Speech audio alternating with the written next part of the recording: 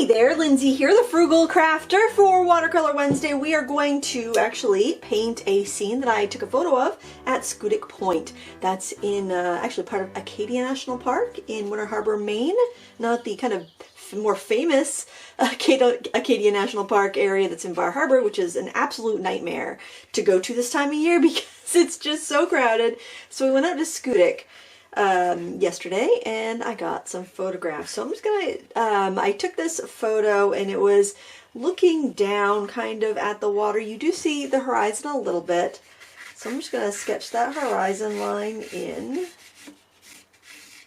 And then I think this actually back here you're seeing Cadillac Mountain, because it's only like 4 miles away from Bar Harbor, the regular Acadia National Park, as a crow flies, but you can't, I mean, it's like quite a long drive between the two because you're kind of looking across the ocean in the peninsula. So I want to get that in there, and these little rocks are just going to kind of extend. I love rocks. I love painting rocks, especially like the jagged, rocky coastline. It's really cold. I did a little sketch on location, basically to take my mind off of the fact that I left my sweatshirt in the car and I was freezing. So like if I'm doing art, it will take my mind off of being cold, and that was nice. But I took a lot of photos because I just knew that I wanted to spend more time on this. And I also find doing a sketch on location, even if you can't paint everything on location, doing that sketch is going to help you remember everything and observe everything. You know, as you're sketching, you'll just kind of make a mental note of different things that you might not otherwise kind of think about or remember. Got this other little rock kind of peeking out here. This is the actual like Schoodic Point lookout where you can park and get out, and that's kind of the big area. There's a bunch of like sheer edges and, you know, places your kids will want to horrify you by climbing onto and all of that. That's another reason I'm not going to sit down and paint. My kids are teenagers, but still they horrify me out there. They think it's hilarious to pretend to, you know, fall off the edge of a cliff.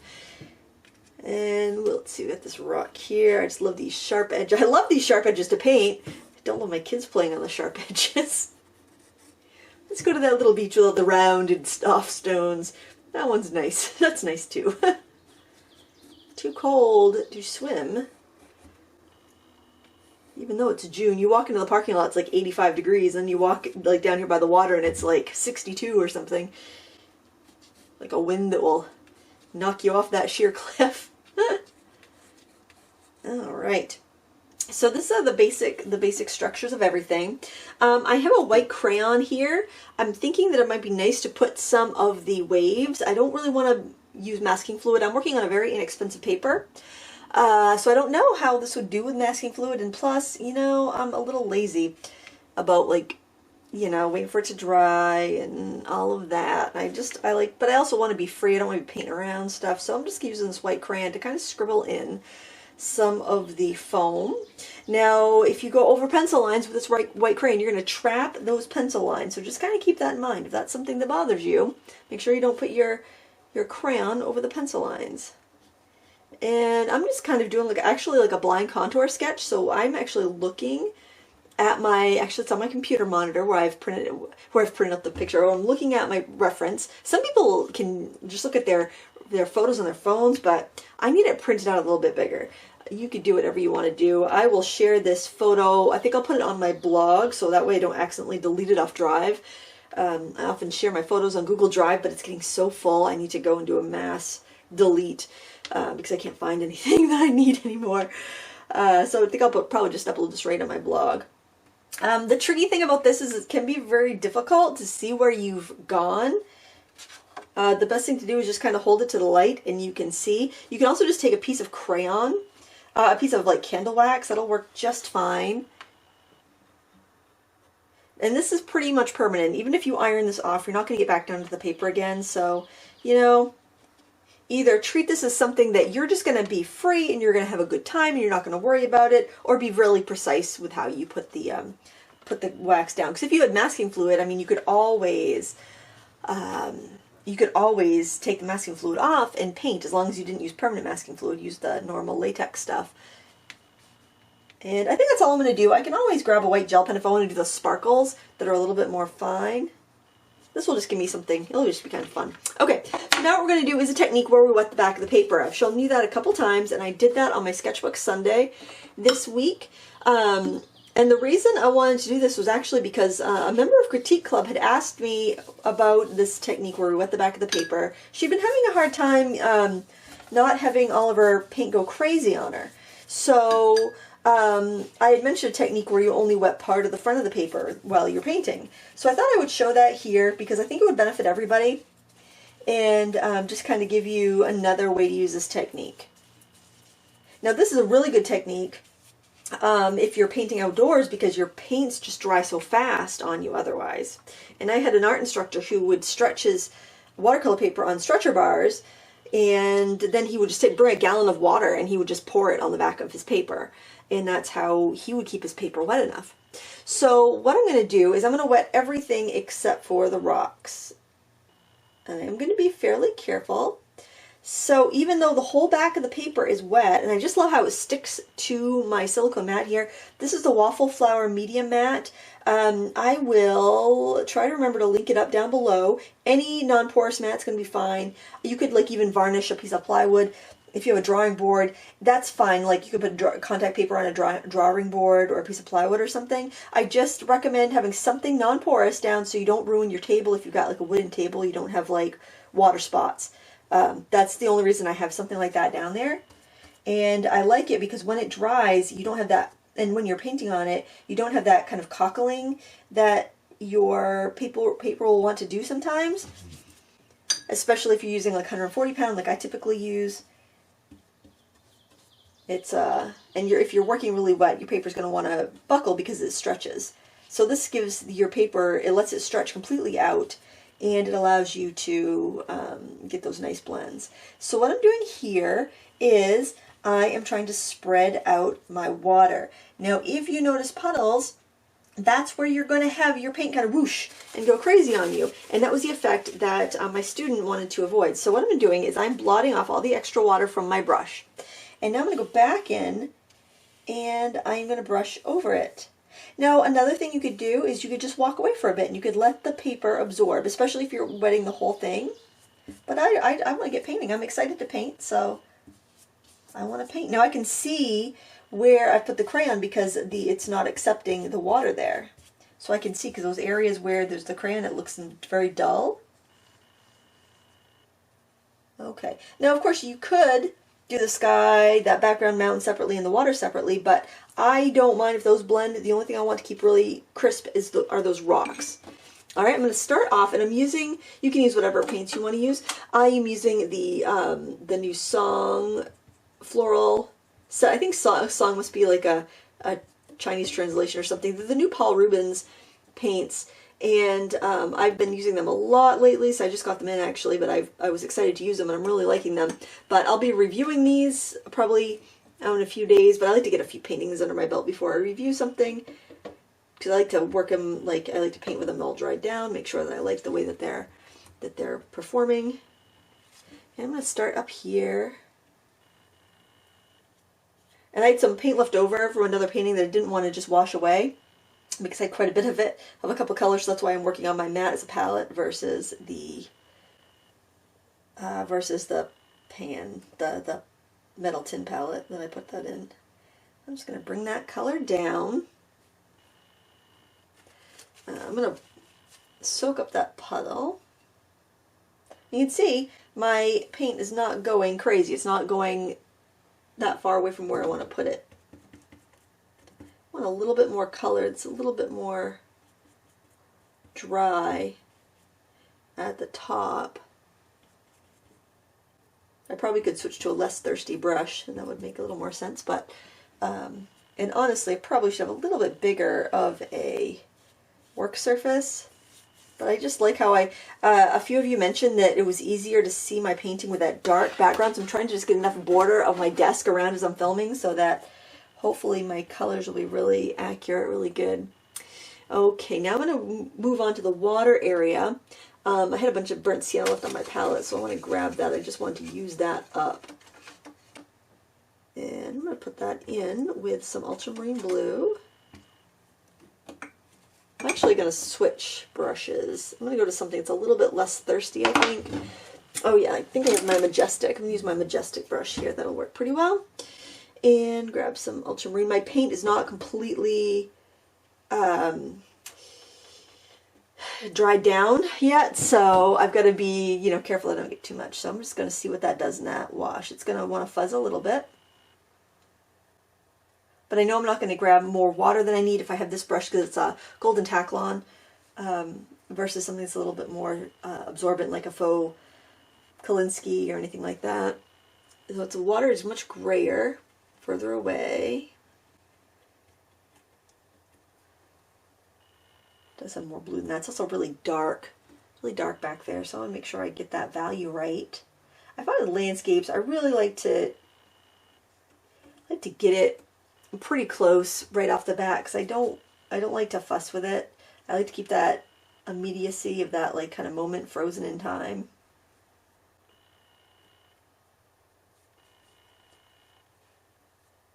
Now the paint will go up into the mountain area, that's fine. I'm not worried about that drying out on me too much. You know, generally I'd want to make sure I got that set before I started going down the water, but I don't have to worry about that so much because I've wet the back of the paper, so I know it's not going to give me a hard time. Now as I apply my paint, I am also going into slicing back and forth motion, because if I can leave a little white here and there that's not even waxed, it's going to give me a diversity in the waves, the foam, the movement, and it's just going to look a little bit nicer, I think. I think I will try pulling that up a little bit into the sky. And I grab a smaller brush just so I can grab a little bit more of the ultramarine and not, I just don't want to get it too wet. And I think I'm going to grab a little bit of rose there. I had a bunch of that left over on my palette from the other day, from the hibiscus flower. And this mountain definitely has a little bit of a purple hue. It's pretty far away. It's about 4 miles away, and that's really affecting the colors. So you're not seeing the warm rocks, you're not seeing the green pine trees, you're seeing just this kind of like bluish purple hazy color.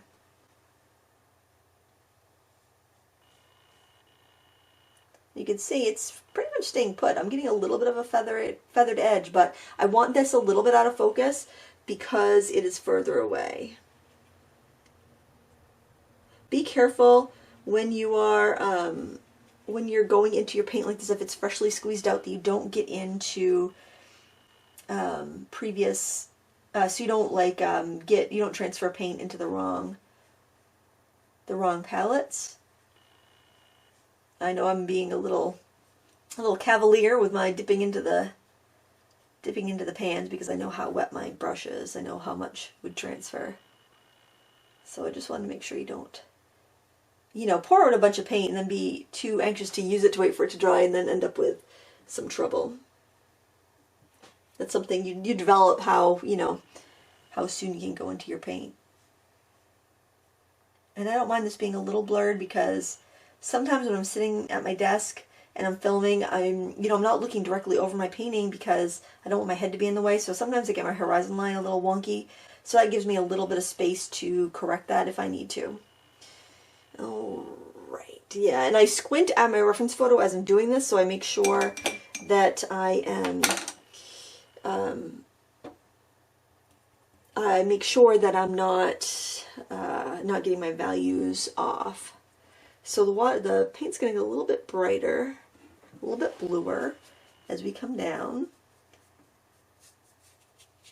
Now the thing I've noticed is that if you're looking in an area and there's more rocks or sand, actual sand, what we usually have up here is more of a silt or mud. When you have rocks or you have sand, you'll get more of your cleaner colors in there. So that's something I want to kind of keep in mind. I'm going to have brighter colors over here. We're looking down. There's a lot of light reflecting off these rocks. The tide's coming in, so I'm able to see a lot more color.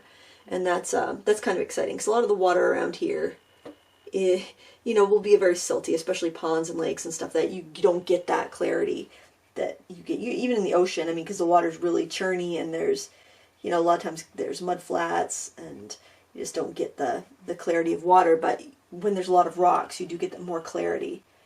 That's why, like or sand, like if you have white sand, those tropical beaches with the white sand, the water looks so blue because nothing is like coming between the light and the water. It's, you know, seeing is very transparent, and you're reflecting the sky, and you just get that gorgeous blue from the sky bouncing off the yellowy white of the sand, and you get that gorgeous blue color. We don't see a heck of a lot of that here, but when you have a really rocky area, really rocky or really actual sandy area, you'll see that.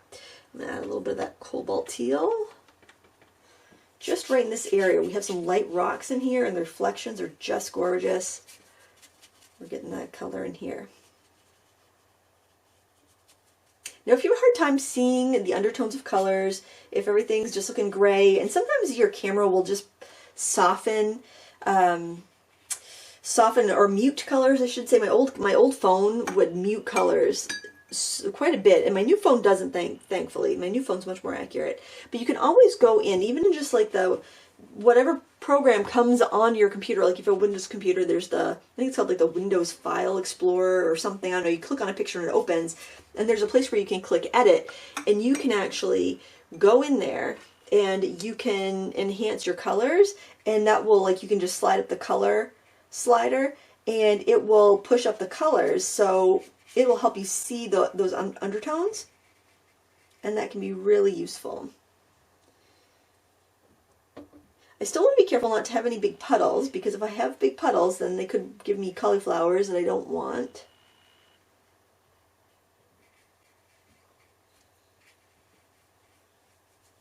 You can see my scribbly lines from the crayon. Not very realistic, but definitely captures the mood, I think. I'm going to grab a little of that burnt sienna. It's actually called Van Dyke Brown in this set. A little bit more ultramarine, because you do have these really dark areas right up next to the rocks, because you're almost just seeing wet rock. I'm going to get that in there. It's a nice contrast with the waves too. Especially down here where you're a little closer to the viewer.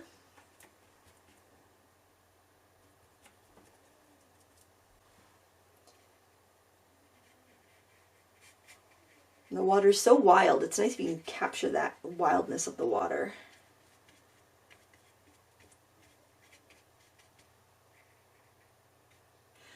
Okay, now I'm just looking to see if there's any other little areas I want to put this dark in. Just kind of pat it.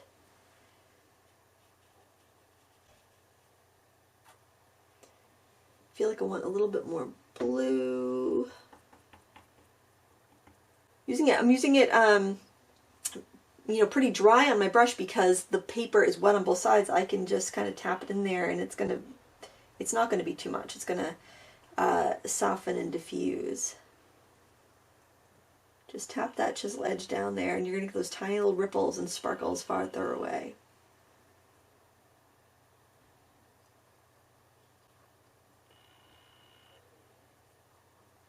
Just bouncing the edge, just gently bouncing the edge of my brush.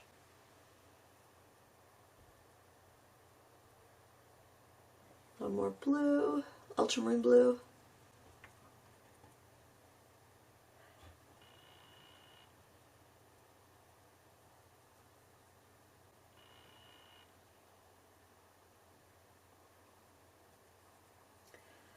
Okay, and now I think I actually want to darken up that mountain far away a little bit, and I'm just going to go right in there, what's my brush, and mix it in with what I already have. Because I am, like, when I really look at that mountain far away, I am seeing some little patches of more bluer, darker areas, and I just want to get that in there.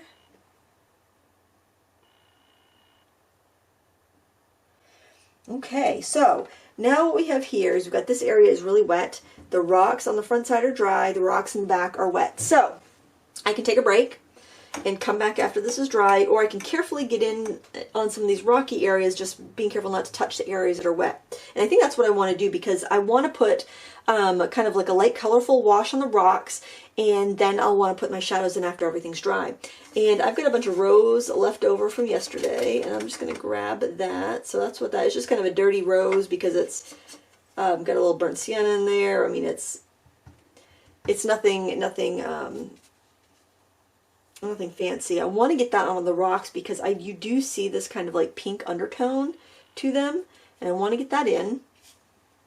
Plus it's going to look nice, like as just a warm against the cool. You feel the bleach from the sun, the heat from the sun radiating off the rocks, and you feel the icy cold of the water. I think because we're in such a limited palette here, it would be a really nice thing. I've got some yellow ochre here. Can use yellow ochre, raw sienna. Could use Naples yellow if it's a pretty clean Naples yellow. Put some of that in there.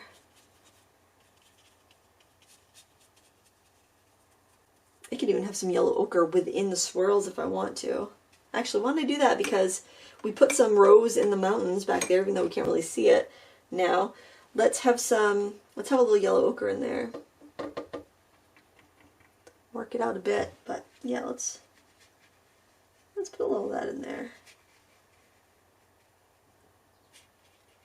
Oh yeah, especially in there.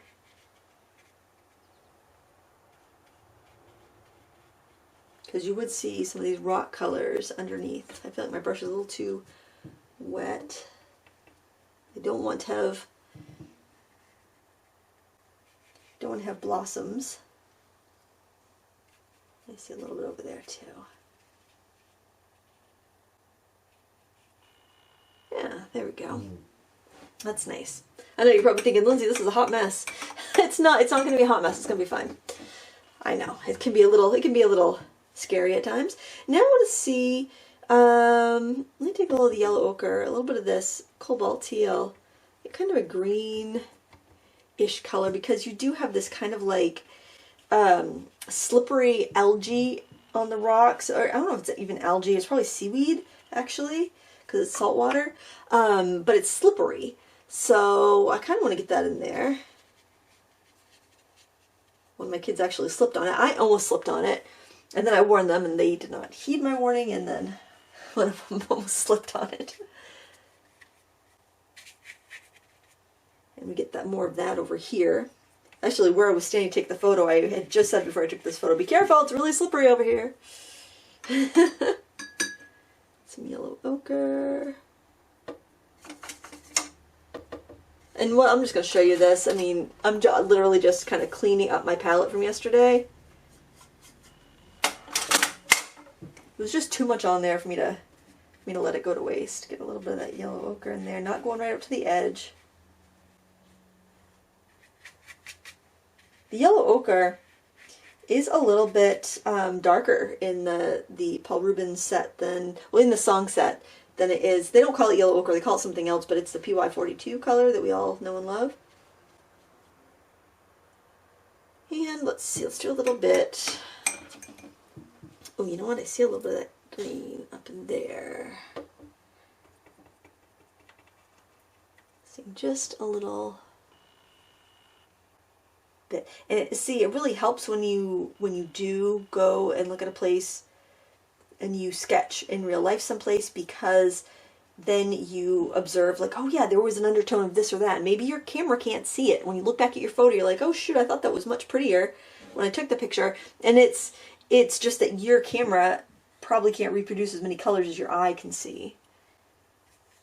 So even if you can't work from life most of the time, because I mean it's so convenient to find photos online, and it's, you know, it's not possible to get out and, you know, see everything. Knowing how the light behaves in certain situations will help you. That's going to be really dark there, but I can just bring that color down. Actually, I could let that even float in if I wanted to. And this out here, it's almost like orange. I think I'll do like the yellow ochre. A little bit of that rose red. I don't know if I have enough left on my palette. I think I have to get some out of a pan here. A little bit of that in here. So we mostly just use this big 1-inch flat brush for most of this.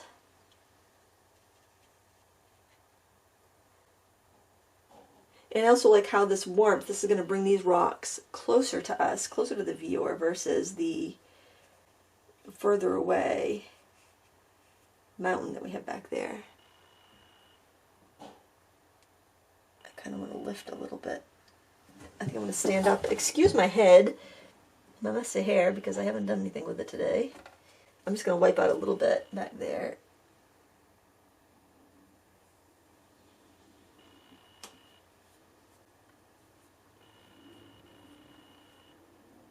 It's so forgiving when you do this technique because you've got like days to, not really, but you got a long time that you can play with that paint back there. Oh, I don't think I like that though. The downside is you have all this time to mess it up after you've already painted it.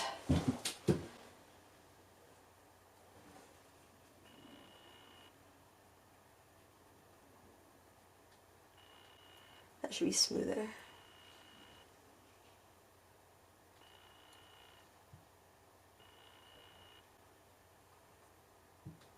Alright, I think I'll just take a soft brush and try to get rid of my brush strokes there because I'm not really keen on what I just did. But hey, you know what? You can see how you can fix these mistakes should they happen to you. So what I'm going to do, I want something that's kind of soft and moppy. Let's try, this might be a little too big. Let's see, this one's smaller. Let's see. Just kind of pat with this small soft brush and I can get rid of a lot of those brush strokes. And I don't care if I leave a little texture behind. I don't want liney texture though because it's, you know, layers and layers of pine trees and stuff. So, you know, you would see a little bit of like texture but not a ton because it's so far away. That's why it's so blue. There. That's doable. Alright, we're going to let this dry. I'm actually going to take a break. Have a cup of tea or something. Maybe some lunch. And when we come back, we will we'll work some more on this. All right, this is dry. Went for a nice walk, had a little lunch. So both sides are dry. I'm going to wet the back side again. So this time we're gonna wet the back side and work on the front side dry. I'm just going to use a little spray bottle here. Oh, I'm glad it works. I just bought it. I find they wear out after a couple of years. Look how cute and tiny that was. It was 2 for 99 cents. At Rennie's, if you are ever in Maine, it's a Maine adventure. I'll spread that out and slap it on back down onto my mat. Alright, that'll again keep my paper flat and it will give me all the time I want for any painting that I'm going to do. Okay, so I want to do the rocks and I'm going to make myself up a nice dark color. I'm going to use some... This is called Van Dyke Brown, but it's, I would call it like a burnt sienna deep. It's really dark. I'm thinking I'll probably want a smaller flat as well. I just moved, there we go. I just moved a bunch of my, my stuff around here from the table next to me to the shelf in front of me. A little more brown. I decided that I would just, I'm going to use both these brushes anyway, so it makes sense just to grab from one color with each since my paint's still a little soft. Can't wait for that to dry out. I gotta remember to keep the lid off of it.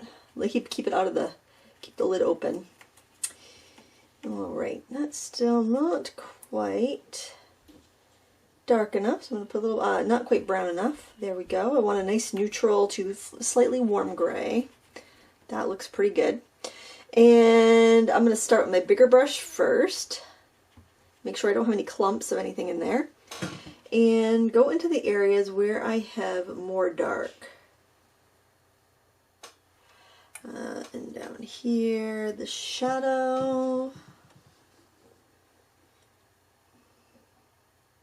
A big brush will keep you from getting, from festering and fussing in the details too much.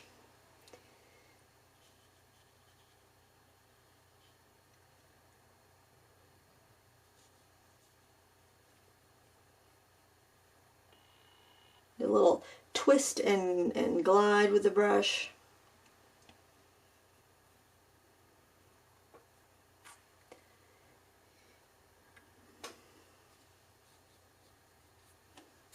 Okay, I'm going to this guy here, the smaller one.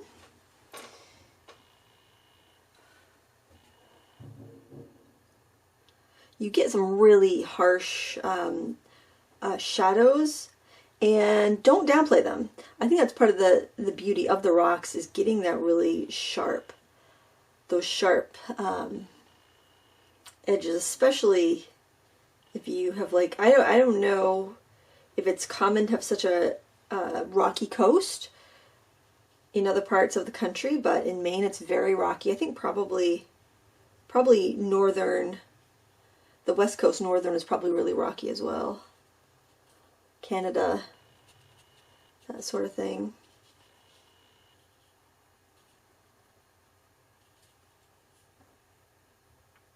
You're also going to have spots where you're going to be able to see a little bit of the rocks under the water.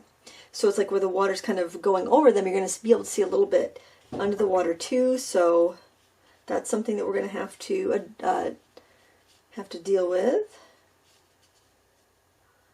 I want to get some of that rough texture, so I'm just kind of rocking my brush around, so I'm getting some dark, but I'm also getting a little bit of texture in there.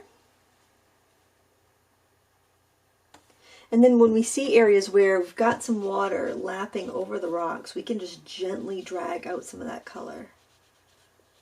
I do this like after I've been using the brush for a bit, so that I don't, you know, bring out too much.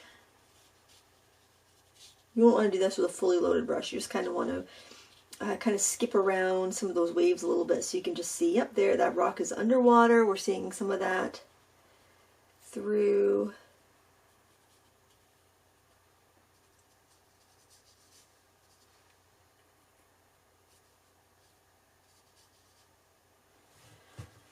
Over here we've got some dark. Most of our darks are towards us, the viewer. The sun is like over there, so it's casting, oh, it's up pretty high. This was early afternoon, but it's still definitely out that way a little bit. It looks like from this side of the peninsula. And then we can see a little bit of the rock underneath, so we want to make sure we get a little bit of that. You will get a little bit of reflection, but when your water's churning like this so much, you're less likely to see the reflections. If it was calmer, you'd see more reflections because the light would bounce off the water, but where the water is moving so much, you're seeing down through the water quite a bit. That light is being scattered. Okay, I think I also, while I'm at it, and I've got this smaller flat, I'm going to use some of the watery colors. Now, I'm not worried about those, what I've put on the rocks already drying. It can dry, we want hard edges, but because I have the paper wet underneath, I'm really not even worried about that if I did want to get into blend or rework any of that. My train of thought right now, I'm thinking that, oh, I really want to do some more with the water itself. I'm going to use 3 colors. I've got my ultramarine blue. We've got a lot of that because we have the colors reflecting from the sky.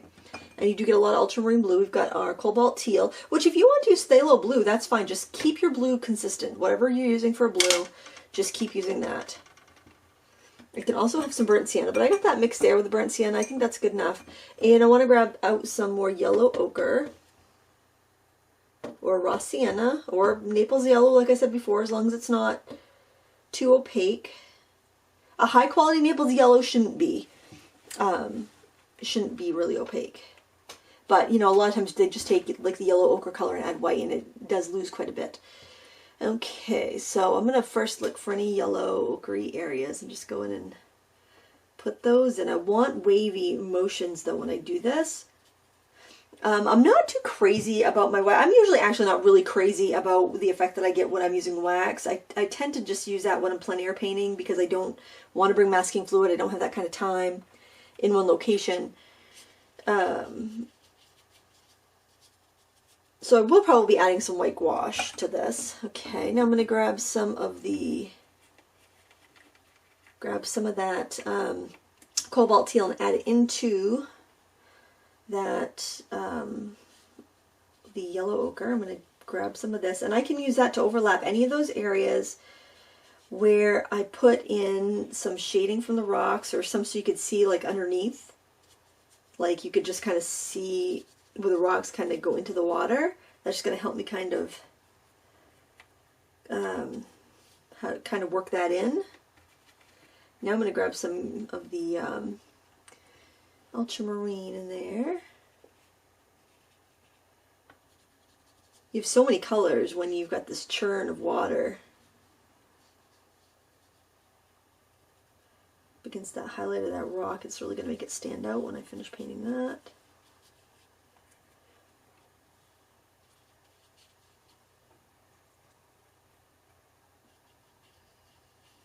And I want this kind of like, I'm swirling a little bit because I've got more of a swirly, spiderwebby foam over here that I want to capture. And then I can use some ultramarine on its own in the middle area, middle ground area.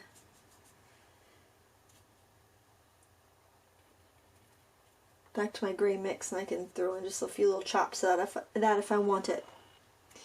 Okay, now I feel like my faraway mountain needs a little bit of cooling down. I'm going to go in and just glaze on a little bit.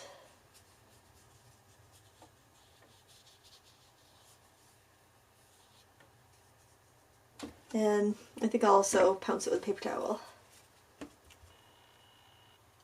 There. Okay, now we can go back to our rocks. And I think I'll grab either a liner or a dagger. Let's see what I got.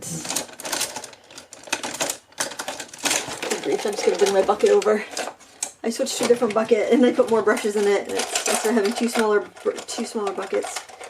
Let's use this liner. Doesn't matter what kind you have. And get our nice dark color.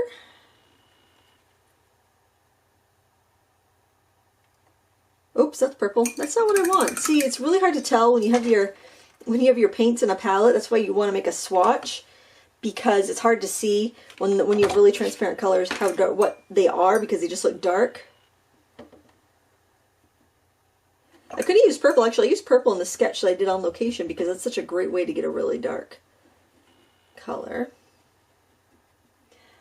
All right, I like to switch it up with my brushes when I'm doing rocks because it's really easy to get into that mode where I know what a rock looks like. I'm not going to look at those rocks. I'm just going to paint what a rock looks like, and then you end up with like Legos. You know, it just looks, everything looks the same, and you don't have the difference that you think. You know, everything doesn't look randomized. Everything just looks the same. You can also roll the brush a little bit and get some interesting shapes that way. This is my darkest color. It's got a little bit more ultramarine blue in it, so it gives it a little bit more of a darker, cooler, deeper look. Whereas that dark there had a little bit more brown in it.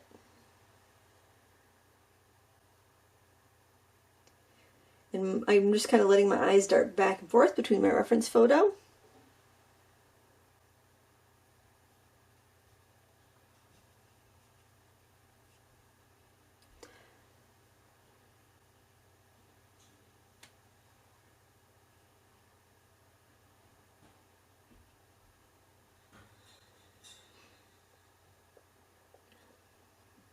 This is really good for any fine cracks you might have in the rock.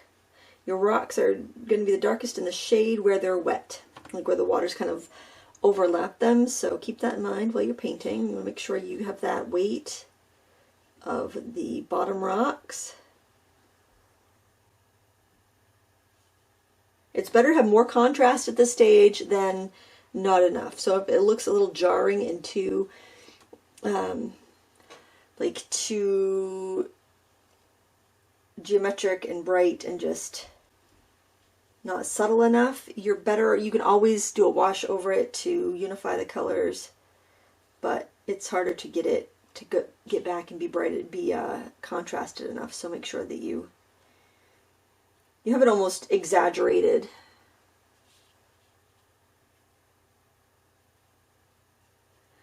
I also like it that when you mix up a little more color, it's always going to be just a little bit different. So You can vary things as you go a little bit more, and it will look really nice and natural. Rather than like using a tube color and getting the exact same color every time, you can vary it up.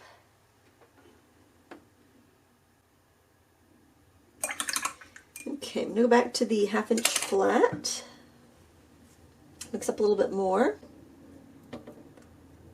I go through more burnt sienna and ultramarine blue than any other color.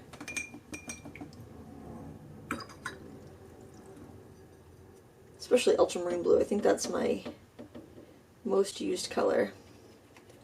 It's always a good color for me to try out another brand because I know I'll eventually use it up, even if that brand doesn't end up being my favorite. I'm going to add one to a little bit more brown.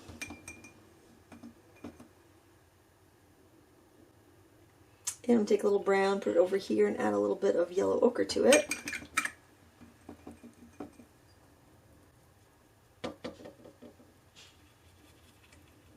And this color here will be good for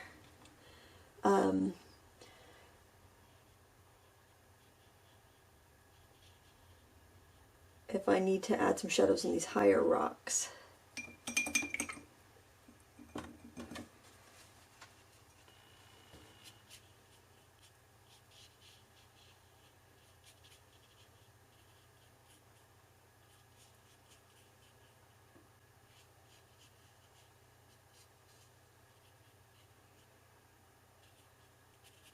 You can go through and you can soften up anything you want to soften up, but don't feel like you have to. Remember, you can take as many breaks as you want. If you're feeling like you're just not seeing things anymore and things are muddling together and you're not sure where to turn, take a break, because you'll probably feel much better about it when you come back. There's been so many paintings where I would have just tossed it because it's like, oh, it's just not working, there's nothing good about this, and then I come back a little while later and then I can see whatever was bothering me, what the problem actually was, and then I can correct it.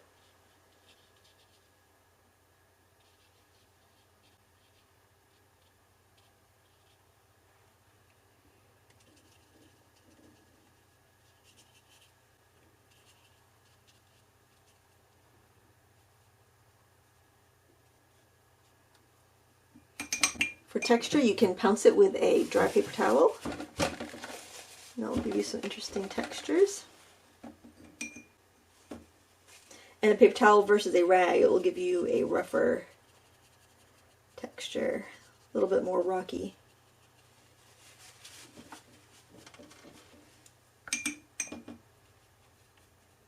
you need to warm up a rock, you can use some pink, you can use some yellow ochre.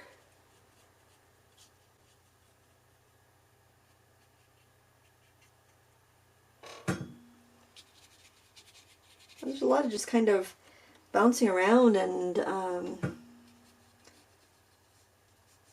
like adding color, because these are all the same type of rock. It's not like you have a pile of rocks and they're all a little different. You know, like you might have a bunch of pebbles on a beach. With this, it's one type of rock, and you're just kind of painting the nuances within that rock. Like you've got some areas that have some algae on it. You've got areas that are getting hit by the sun more. There'll be subtle changes in the color of rock, but it's not as, it's not like you have a piece of granite here and you've got a piece of, soapstone there, and you've got, a piece of slate there. You have basically all the same kind of rock right here.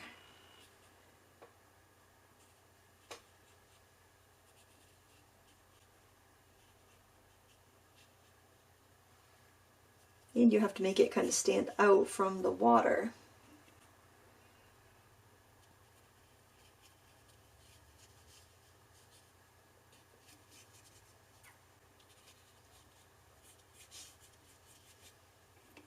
You can experiment with different amounts of water on your brush, different amounts of paint on your brush.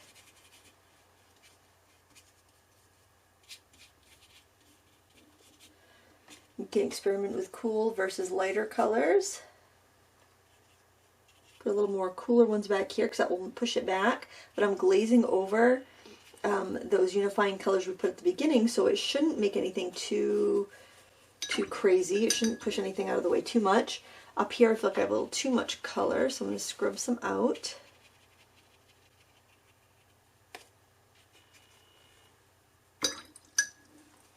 So it's kind of like an additive and subtractive process as you go. I just want to make sure I have enough color in here so that when I go in and I use some gouache that I don't lose everything. So I'm still keeping it a little bit on the exaggerated side. I see a lot of brown in these rocks here, almost like a rusty color. But I don't want to put too much of that in because it doesn't quite look right. That needs to be harsher. Okay, I decided I better change my camera battery. I put a dollop of just white gouache on my palette. I also grabbed a little piece of cut up credit card because I figured I might want to do a little scraping on the rocks. And I've got a liner brush. And I'm going to take the white gouache and just add some water to it. I'll do it with a spray bottle. She'll do a spray bottle next door so I can just go in and grab a dab of water if I need it. And what I want is a consistency of whole milk for my paint. I know it's hard to see that because my palette's white and my paint is white there. And what I'm going to do is I am going to work on the foam here. Okay, so there are this kind of like areas where I'm going to want to almost just kind of mimic what I did with the wax. And then there's, you know, some areas where I'm going to want to just kind of dab it in there. You don't have to do this. If you were happy with the way your wax turned out, you absolutely don't have to do that. I'm adding some little stipples, little dabs of the white gouache around some of the waxy area.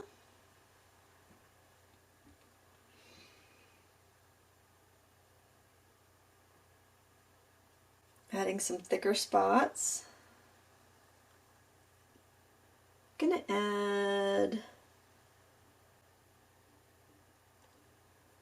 some water up here coming over the rock. And actually I want to switch to a different brush that's less bendy. The gouache doesn't really want to glide off my brush. So I'm going to go to a shorter hair brush that's a little bit fatter. That way I can carry a little bit more too. I don't have to keep reloading. I'm moving up the waterline here so I can still see kind of some rock underneath it. That's a nice thing about gouache is you can go back in and recalculate.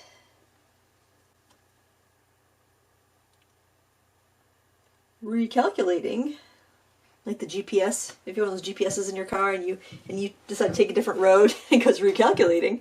That's kind of what gouache does for your watercolor painting.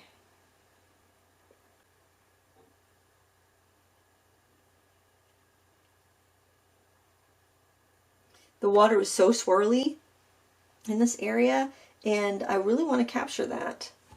And maybe I should have planned a little bit more for that, but part of the fun is figuring out how to fix something, I think. That might not be fun for other people.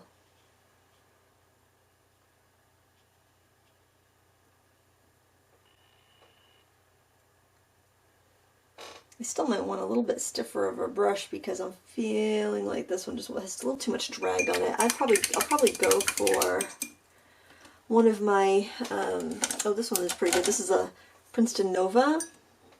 It's just a little bit stiffer. It's a Da Vinci Nova, sorry. It's stiffer, so it's not going to bend as much. Now I do have some wet paint I'm going around. You could let this dry. It's not a bad idea. I'm just a little impatient. I want to see how this is going to come out. I think that's kind of good though. I mean, well, it's not good to be impatient, but I mean, when you're excited about something, you want to see how it's going to come out. I mean, it's like binge watching your favorite show, but you're like binge watching your favorite painting, which is the painting you're doing right now. So that's pretty cool. Also, the foam and stuff that you have closer to you can be more pronounced because it's closer to the bottom of the paper, it's closer to the viewer. I'm like standing right here taking this photo, so I'm like standing right here. I'm gonna see much more you know, of the detail, the action of the movement of the foam here than anywhere else. So like it would make sense to have like bigger patches of thicker white. It's such a weird thing because you were trying to paint something realistic, but it's such an abstract shape. You know, you're looking at this thing that's very abstract, and you're trying to, you know, you're trying to capture the impression of it, but you're also trying to like paint it fairly realistically. But it's not something like an apple, which you know what an apple looks like.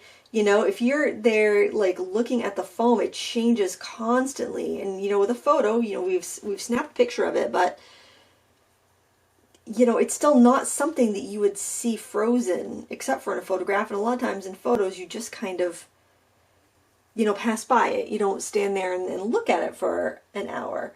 And then when you're painting, you kind of are standing there and looking at it for an hour, and it can be kind of like, overwhelming. And I find like if I look up at my camera monitor, I get a better idea of what it looks like, because looking at it like my face a foot away from this painting, I'm just like, oh my gosh, this is such a hot mess. But then I look up at the monitor, I'm like, well, you know, that's not too bad.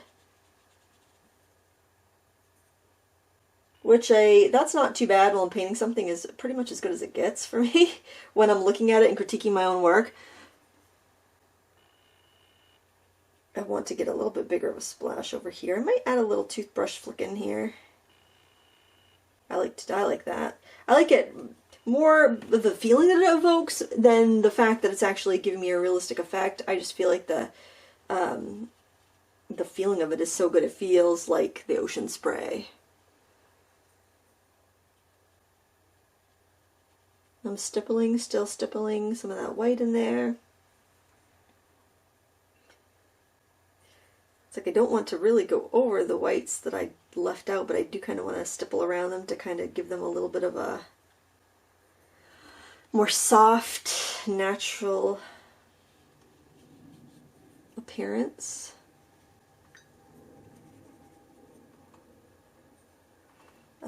I think I'll probably use like a little pen to do the sparkles further out, just because this is, I think I'm going to need something that's a little bit, I want the sparkles off the water to look different than the foam from the waves. And I might do a little bit of the swirling with a pen.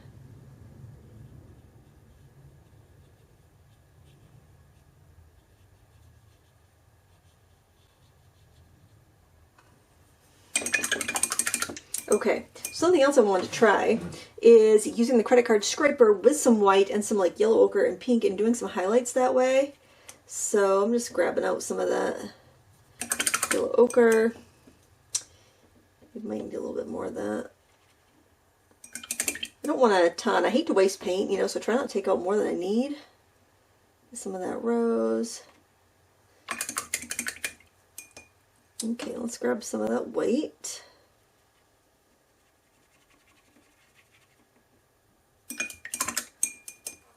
I have no idea how this is going to come out. We'll see. We'll learn together with this one. Might even need more white. I'm not sure. But let's just see here. What happens if we scrape it, especially up here where we have really light highlights. So I'm just going to spread that out and see. I'm not sure. I feel like I'm losing a lot of my shadows if I do that. It could be that my paint is just a little too wet. Maybe just do.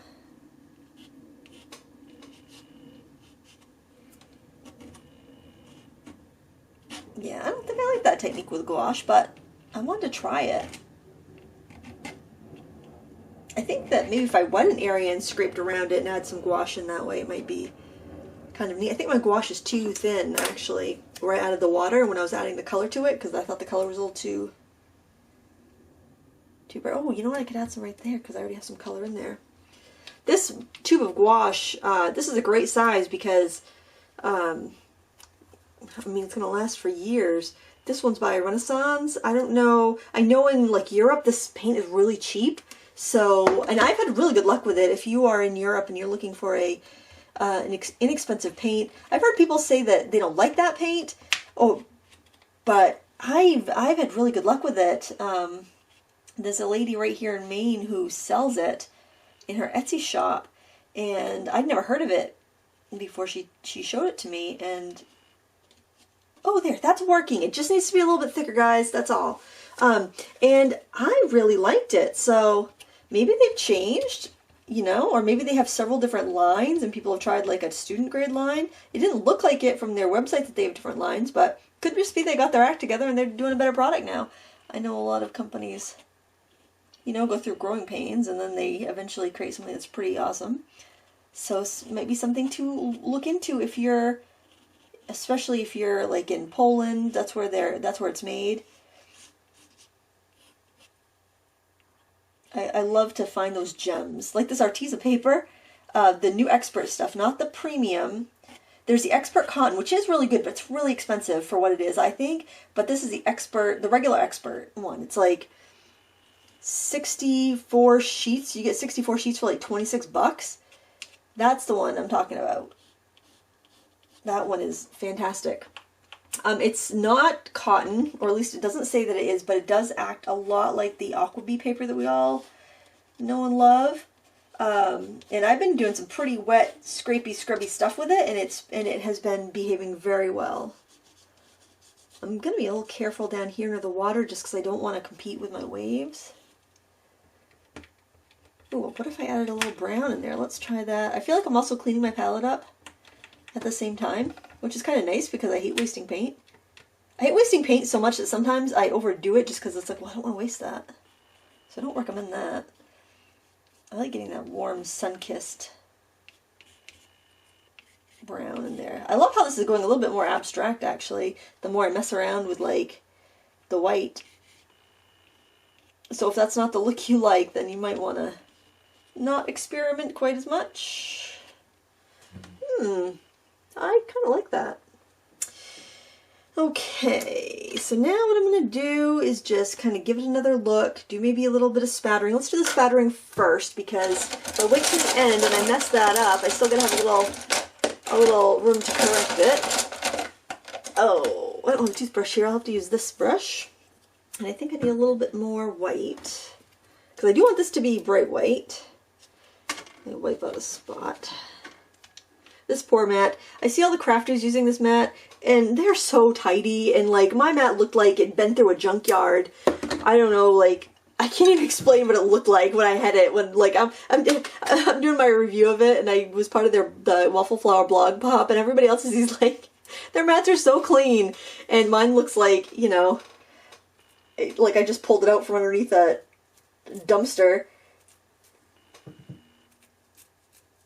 Maybe other people didn't use theirs as much as mine, but I'm like, I'm throwing whatever I have at it, because I'm not, you know, I would expect if I'm going to, you know, buy a media mat to, like, really use, I'm going to really use it, especially because it's expensive. It's like 36 bucks. I'm going to want to be able to throw everything I got at it. I'm not going to keep it pristine or something. I love doing this technique. I find I can really control where my spattering goes. Ah, love that. Just by pointing the brush where I want it. So this is probably a little bit more than you want to do. I really like it though. I feel like it feels like the place. It might not look like my photo 100%, but it feels like how it feels to be there. And hey, I've got a picture of it, right? I don't need to paint the picture exactly because I got a picture. I took a photograph. I don't need to have two photographs of it. I don't need to have a photograph and a painting that looks like a photograph. If that's what you want to do, I am not going to yuck on your yum. You do what you want to do. You want to see something weird? Check this out. My daughter found this right at this place, actually, between some of the rocks. It is a lobster head. And the seagulls generally will pick up crabs and lobsters and things like that, and they drop them. Usually it's crabs. They drop them on the rocks to break them open, and they eat the guts. And this was just left behind, and I thought, God, that's gorgeous. I'm like, the textures, the colors. I'm going to be doing a drawing of this, so it's sitting on my table so I don't forget. Of course, it gives me a heart attack just about every time I sit down. I forget it's there. I'm like, oh, what is that? You know, it's like a big creepy bug. But I thought that was really interesting and really quite beautiful. A little bit morbid, but what an interesting thing to draw. And you got to draw those things that I don't say spark joy, because I mean, it's going to be committed if I say that sparks joy, but it definitely sparks my curiosity. And it was funny, one day my husband and I were walking through the woods. We were actually getting ready to film a plein air thing, and there was a turkey. I think must have been an owl, something must have got a turkey. I don't know if it was an owl or a coyote or what. I really don't know what would go after them. Probably maybe a coyote. And it was over at the Audubon Society area. And it's funny because we were both kind of thinking, that's kind of cool. And I was thinking, oh, I want to grab a feather for a still life. But then I'm like, didn't want my husband to think he needed to sleep with one eye open because I was a psychopath or anything. But then like we get home and he's like, yeah, I thought that was kind of cool. But I didn't want to I thought you would be all like grossed out, because I'm a vegetarian. He thought that I was going to be all grossed out if he wanted to take a feather home. I'm like, oh man, I thought that was really cool too. I thought it'd make a great still life. Oh yeah, we're both potentially psychopaths, I guess. I don't know. I just think it's interesting. It's like you never get that close to a turkey otherwise to like really inspect a feather like that. I would never go kill a turkey. And I have no problem with people that hunt to feed their family. Absolutely not. That's, I think it's better than going to the grocery store. And, we shop at the grocery store, so I certainly can't get on a high horse about that. And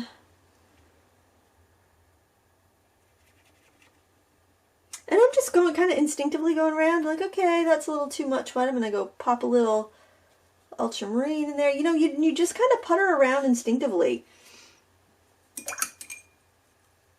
You can go over the white. If you don't want to mix into the white, if you want to go over the white, just use a very gentle touch.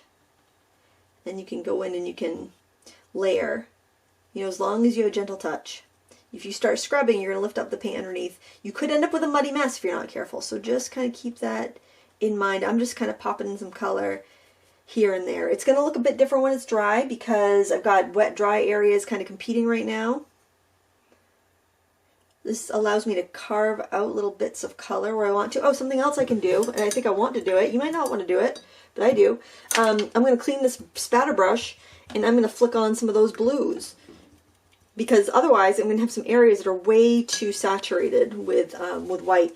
Probably the best bet would be to let this dry. Let's see, is this still pretty wet? Yeah, it's still pretty wet. I'm going to dry this, and then we'll come back and do some spattering.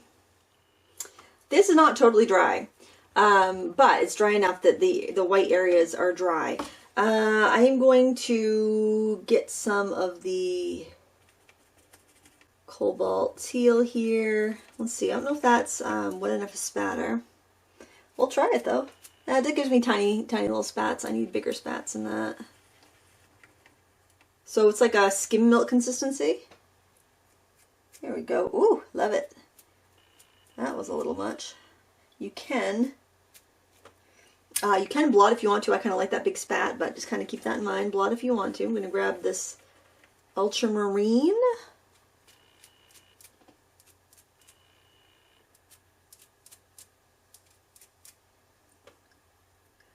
And there, I like that a little bit better. Now I'm going to go back into that small brush. I think I still have some white here.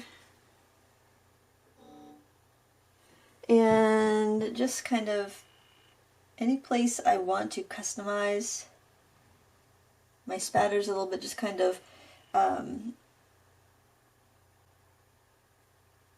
tap them in.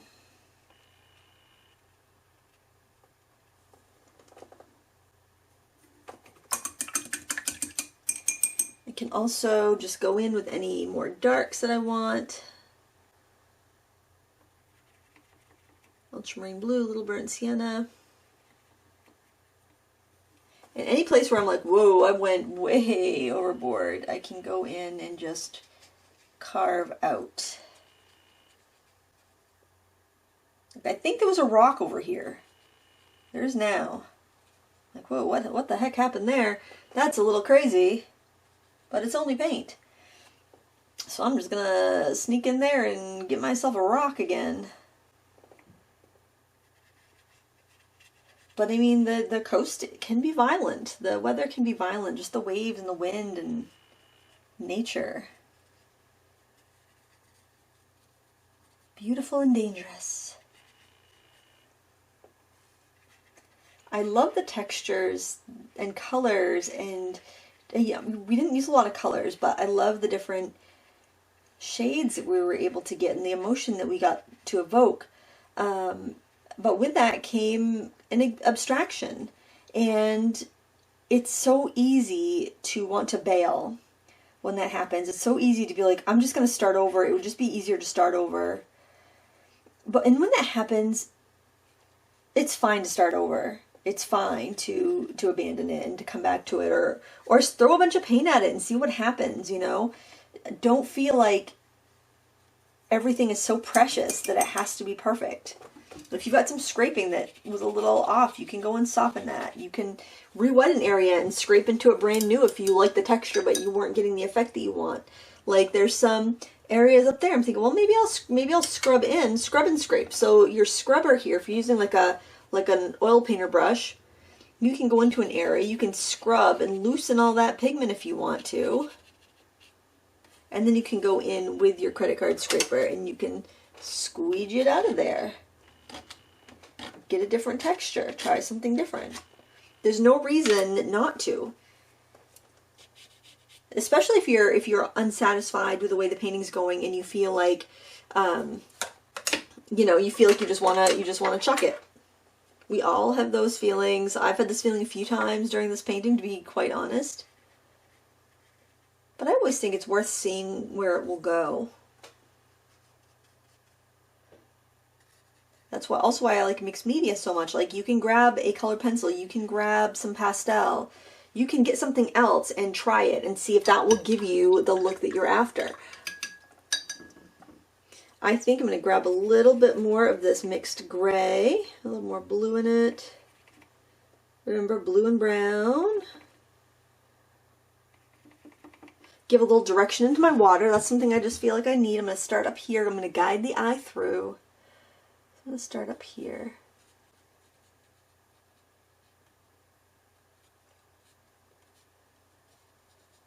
Make a path. And you might not think that you can do that in the water. You totally can. So this will read to somebody looking at your painting as just some shadows in the water, if they even notice it at all. But it's a way for you to say, okay, I've lost a little structure, and I am now going to add a design element that is going to bring a little bit of interest and guidance and unity to this painting. So I'm using the same color, the same mix, colors I've used everywhere. This is about a whole milk consistency. I've made about a navy blue shade with that brown and blue. We've used that mix a lot. I'm using this tool of making a path through my water. I'm using this to create unity because it's a little bit of a hot mess, but I don't want to lose the drama that I have. But right now it's a little chaotic. So this allows me to bring a little order. It's kind of like you have a gorgeous forest, but you can't see the forest for the trees. You can't see the beauty because you have all these trees in the way. Well, you can throw a path in there. And then all of a sudden everyone's like, oh yeah, I could walk down that forest. I see what's going on. That's beautiful. I could see myself spending the day there. That's what you're doing with your painting. I'm kind of glad it didn't come out perfectly, because if it came out perfectly, I wouldn't have been able to show you this, or I would have been afraid of messing it up. So now I get to show you this technique, which I think is pretty cool. So we've added a path. White's a little bit much here. I'm kind of scumbling over it with this navy color that I've mixed out of colors we've already used. And I'm just diffusing it off the path so it doesn't look planned. It doesn't look unnatural. It looks like it totally belongs there. And I think that's where I'm going to end this lesson today. I hope you enjoyed this. I hope it makes you brave. I hope you try painting something around your home, something, something that's unique from the area of the world you live in. Take a photo, take a bunch of photos, paint on location, come home and then see what you got, see what you can do from your photographs. Please give me a thumbs up if you found this helpful at all, and I thank you so much for watching. Till next time, happy crafting!